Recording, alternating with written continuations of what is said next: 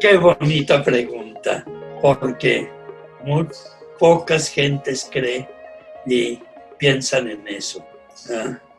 Desde hace muchísimo tiempo ha habido un conflicto entre la ciencia y la fe.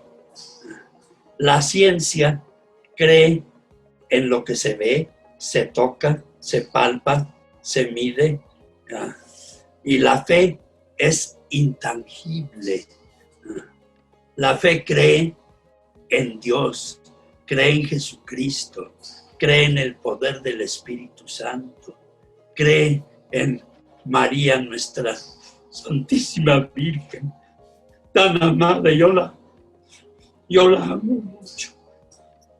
En eso cree la fe. Entonces ha habido un conflicto.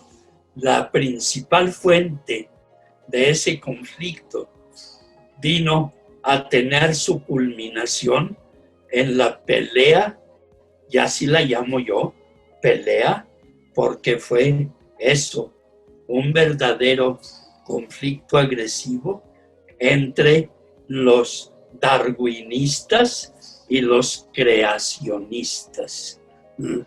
Los darwinistas, el hombre viene del mono y punto final.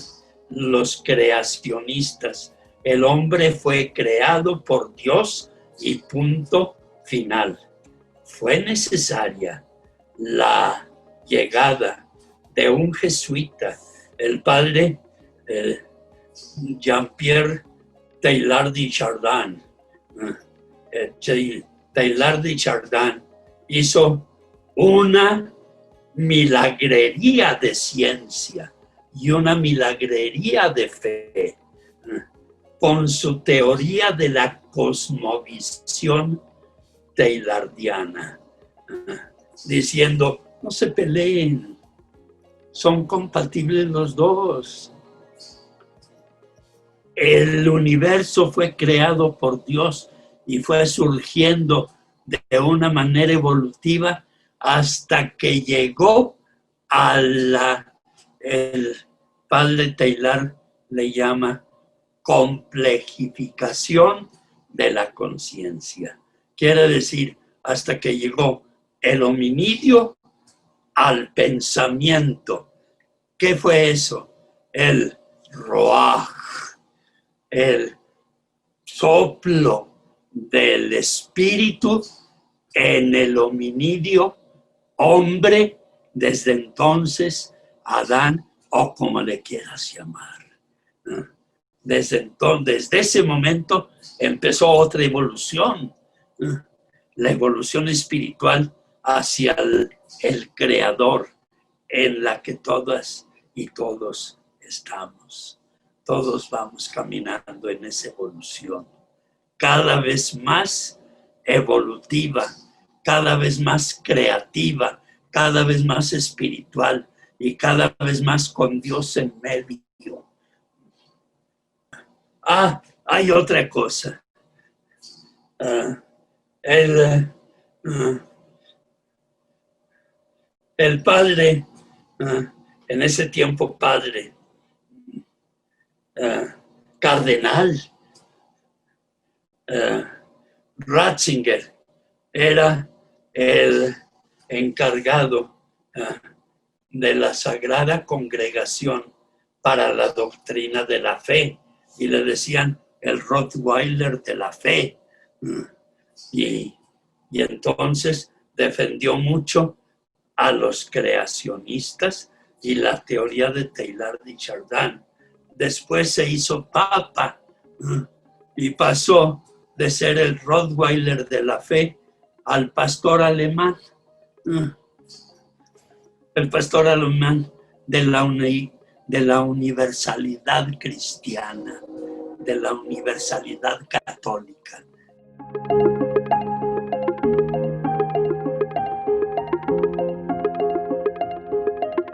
Mira, esto de las capacidades inherentes del ser humano a curarse a sí mismo es desde tiempos muy antiguos. Lógicamente, se curaban al principio, se curaban con hierbas y productos muy primitivos, desde Rajasés hasta Imhotep, y luego pasando por toda la Edad Media, existieron los hierberos, que todavía existen en la actualidad. Ahí en México, en Tepito y en La Lagunilla, ustedes tienen en la Ciudad de México tendederos de hierberos que hacen elixires para curación de diabetes, de la artritis, del colesterol, de todo, y hasta curan del mal de amores, y hasta atraen al ser querido de acuerdo con ellos. Bueno, pero llegó un momento en el año de 1973, empezó el surgimiento en todo el mundo de las doctrinas orientales para las capacidades de curarse a sí mismo. Estas doctrinas orientales advocaban la potencia de la yoga o de la meditación trascendental. Y entonces surgieron los métodos orientalistas de meditación y de curación. Los científicos empezaron a fijarse en esto, porque había pacientes, mujeres, hombres, que se curaban a través de esto y se pudieron dar cuenta de un factor que fue el telón de fondo para obtener un concepto de las capacidades autógenas del ser humano para curarse. Yo tengo la idea de que cuando Dios creó al hombre, lo creó con el estuche completo. Sabía que se iba a enfermar, pero lo curó con las capacidades para aliviarse por sí mismo, no por métodos extraños, por sí mismo. Y entonces le infundió la capacidad de la oración, la capacidad de la fe, la capacidad de la meditación, la capacidad de la contemplación, la capacidad del asombro hacia lo divino. Y de esto damos cuenta en las apariciones tan milagrosas de las tres grandes luminarias de los milagros de salud del mundo: Fátima, Lourdes y Guadalupe. Entonces, estas son capacidades internas que el ser humano tiene. Decía antes que los científicos se interesaron, y me voy a adelantar un poco a lo que va a seguir, pero en el año de 1974, el científico Potter creó la bioética, y en el año de 1997 los científicos de la Universidad de Johns Hopkins, Newberg y Dakili, que son dos grandes neurocientíficos dedicados al estudio de la neurofisiología, se dieron cuenta de que el cerebro tiene capacidades demostradas radiológicamente para la contemplación, para la curación y para generar en el cerebro corrientes de curación.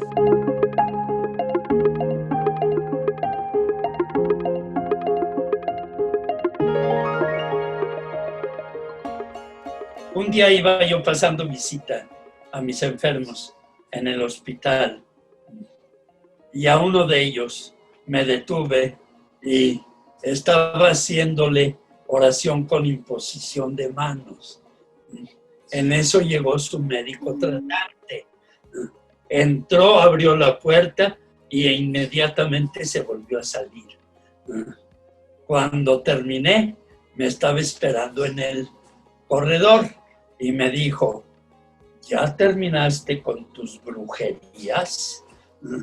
Y le dije, sí, ahora tú puedes empezar con las tuyas.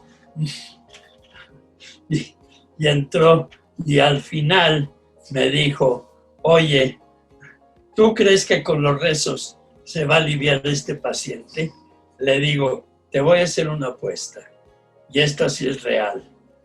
Se va a curar más con mis rezos que con las complicaciones que va a tener de tantos medicamentos que le estás dando. ¿Lo apostamos? Y me dijo, no, ahí queda. Entonces, ¿qué opinan los médicos? Mira, lamentablemente, en el currículum, el mapa curricular de la carrera de medicina no incluye aquí en México ni en los Estados Unidos, salvo excepciones, las materias en los últimos grados de la carrera de médico, materias humanísticas tales como historia de la medicina, filosofía de la medicina, sensibilización humanística hacia el paciente. Y entonces los médicos salen de una facultad con una corona de título muy científica, muy positivista, muy agnóstica, pero muy poco humana. Y entonces empiezan a ejercer envueltos en ciencia, pero muy faltos de humanismo y de espiritualidad. A eso se debe que en las aulas se hable de mucha ciencia, pero nada de Dios. Se hable de mucha teoría, pero nada de espíritu. Y entonces ni los maestros ni los alumnos llegan a estas dimensiones que están en espera de acudir al paciente. Yo platiqué con Herbert Benson, es cardiólogo él, en la Escuela de Medicina de la Universidad de Harvard, y platiqué con él muy ampliamente cuando yo estuve en Boston, que era filial. Mis estudios siempre fueron filiales de la Universidad de Harvard, y platiqué con él sobre esto y me decía, mira Jorge, todo en inglés por supuesto, me decía, mira Jorge, lo que está pasando es que la sociedad actual es muy tecnológica, muy científica y está envuelta en oropeles de positivismo y de agnosticismo, pero con Dios al margen. Y yo le decía, mira Herbert, yo tengo la impresión de que el mundo actual ha echado a Dios por la ventana, porque hay una indolencia tal, y esto lo digo mucho en mis libros de buena prensa, tanto así que cuando yo hablo con mis colegas, empiezo diciéndoles acerca de humanismo y espiritualidad, y lo único que veo son risitas y pegarse con el codo y algunos que se salen y me quedo, de 20 que entraron, me quedo con 4 o 5.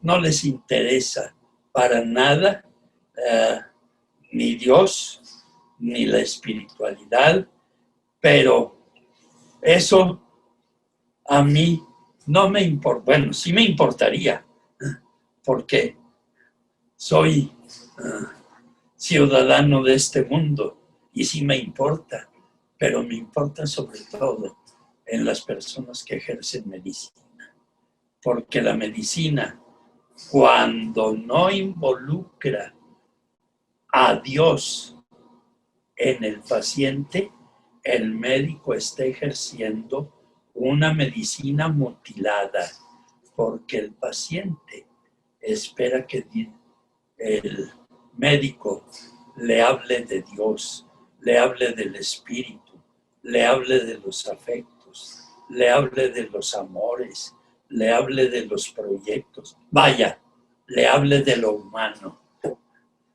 Al enfermo no le importa saber cuánto tiene de colesterol y qué medios fisiológicos va a poner en práctica el médico para bajarlo. Al paciente lo que le importa es su paz interior, su alivio, su calma y sobre todo el curarse en otras dimensiones, aunque no sean las dimensiones científicas. Por eso muchos pacientes dicen, este doctor no me gustó, porque nada más habló de pura ciencia. Esto es lo que significa el no tomar en cuenta la dimensión integral, interna, la interioridad del paciente.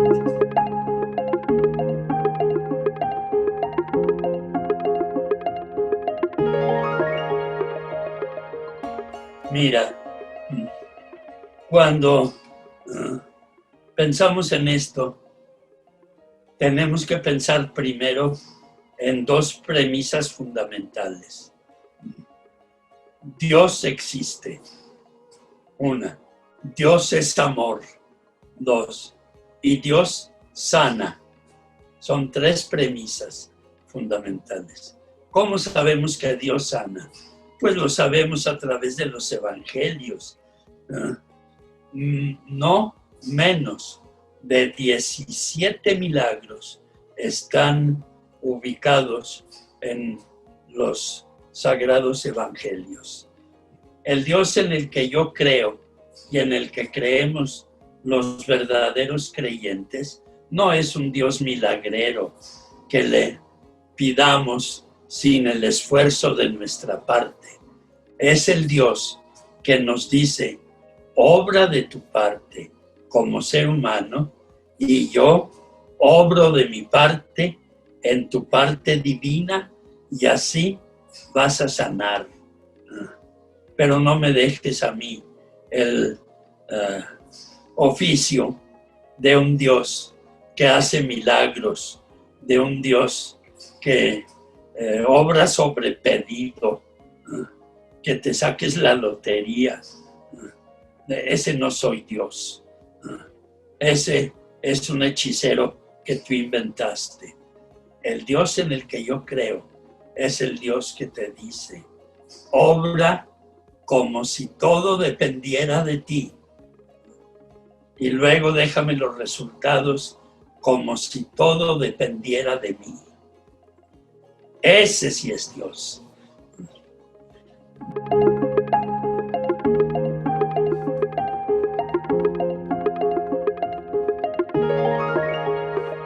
La medicina anteriormente había sido muy criticada, tanto por Molière, médico a palos, como por Tomás Perrin, que dijo, si tu enfermedad postrera nadie te la ha de quitar, la que no te ha de matar, te la quitará cualquiera.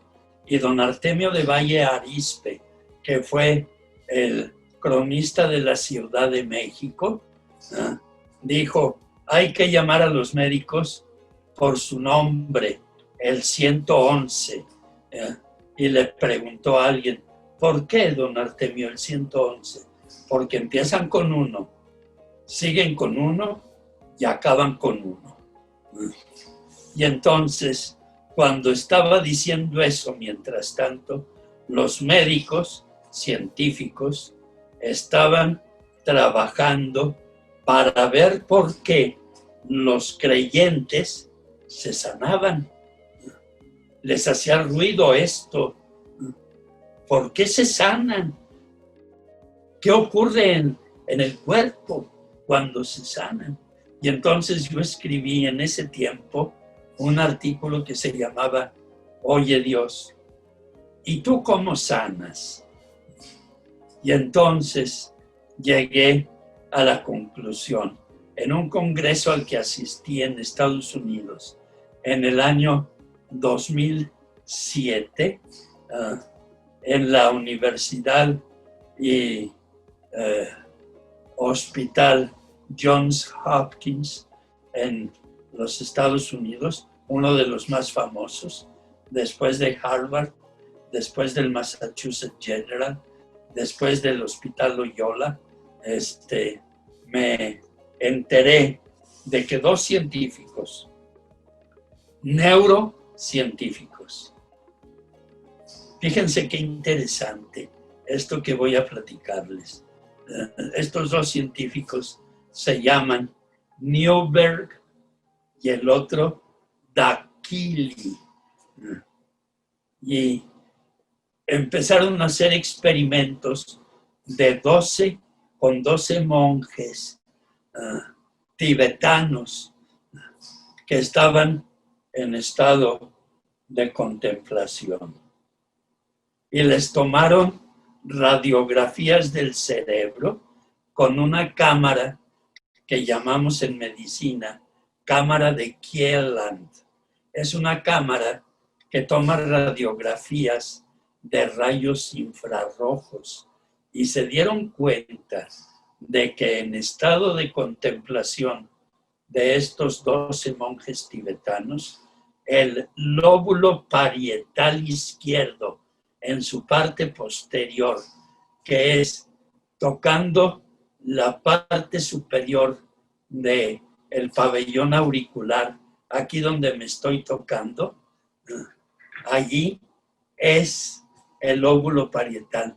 Y eso con la cámara de Kieland, a los monjes que estaban en contemplación, se iluminaba con una radioluminiscencia extraordinariamente activa. Y dijeron, ¿qué es esto? ¿Qué está pasando? Mira esto.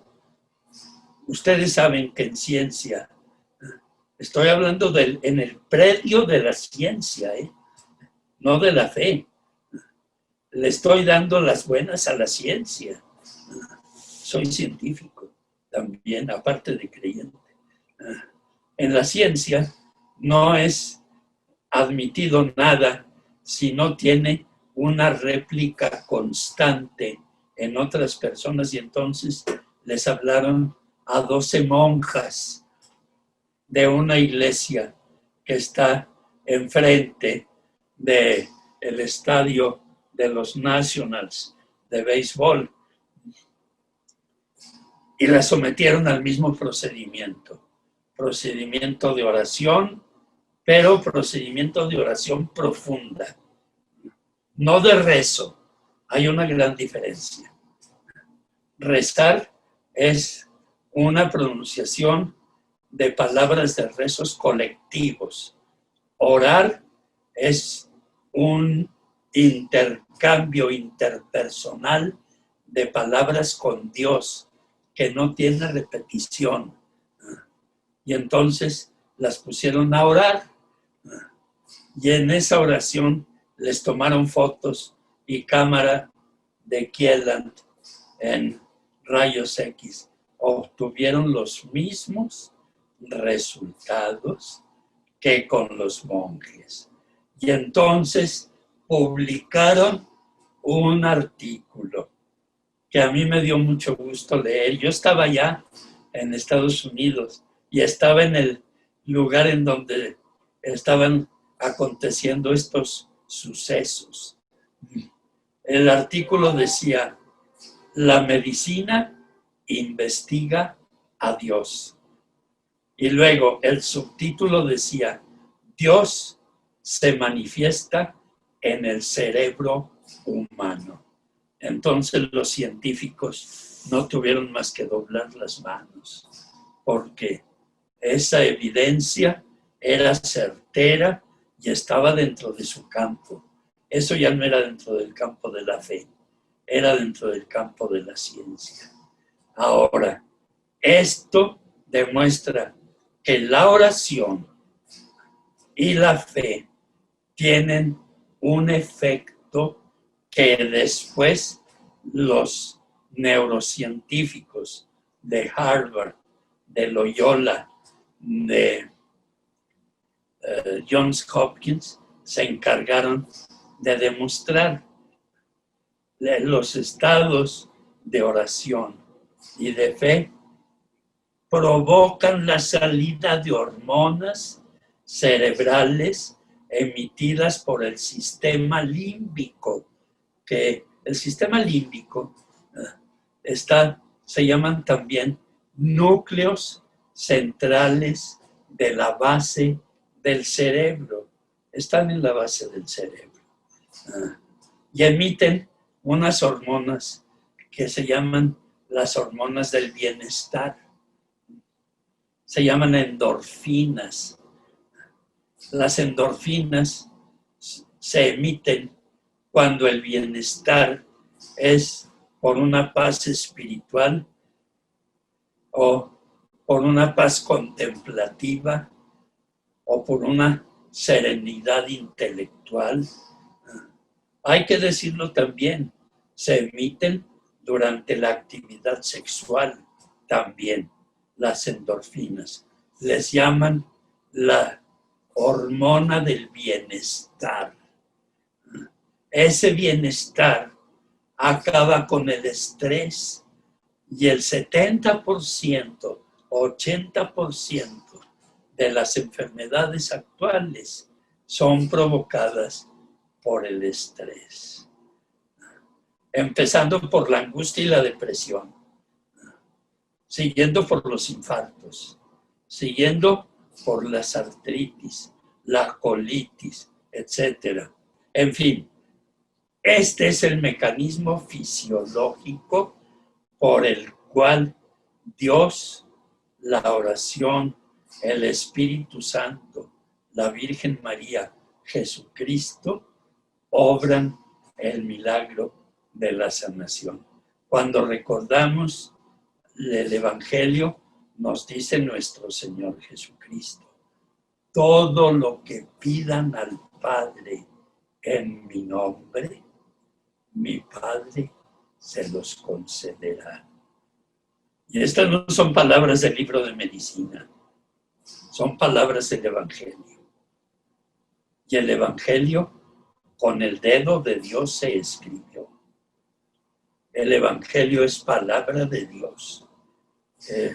Eso no lo ponemos a prueba. Eso o se cree o no se cree.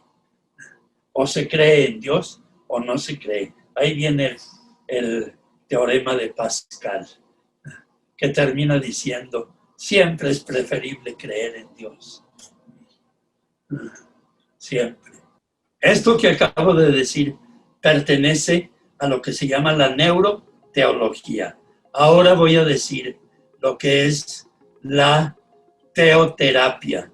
La teoterapia es aquello que el enfermo utiliza cuando involucra a Dios como recurso terapéutico.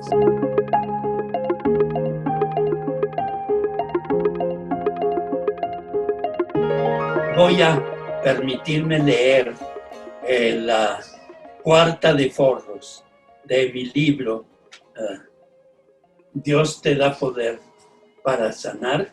Aquí lo pueden ver. Dice, escribí este libro porque hace mucha falta. Todos los enfermos quieren sanar, pero según percibo en mi andar de médico, la mayoría no sabe que posee su propia capacidad de recuperar la salud. Aquí muestro los recursos que Dios nos ha infundido para lograrlo. El título, Dios te da poder para sanar, tiene un doble sentido, para sanarte a ti y para poder sanar a tu prójimo, a tus seres queridos. En esta obra compagino ambos objetivos a través de mis experiencias, de testimonios de protagonistas y revelo la esplendorosa novedad. La ciencia está penetrando en los dominios de la fe y ha descubierto cómo actúa Dios en la actividad interna del cuerpo humano, quien sana incluso enfermedades no controladas por la medicina. Porque como lo proclamó Jesucristo, todo es posible para quien cree.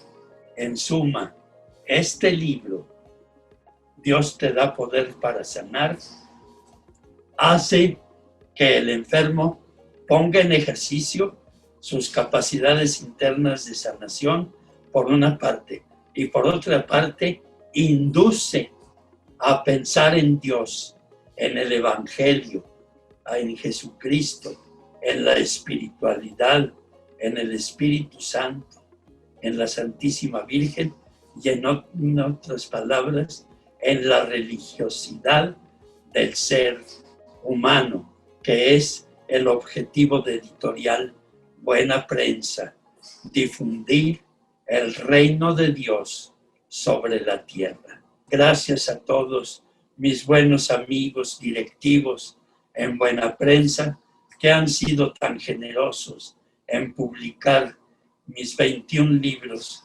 de mi obra editorial.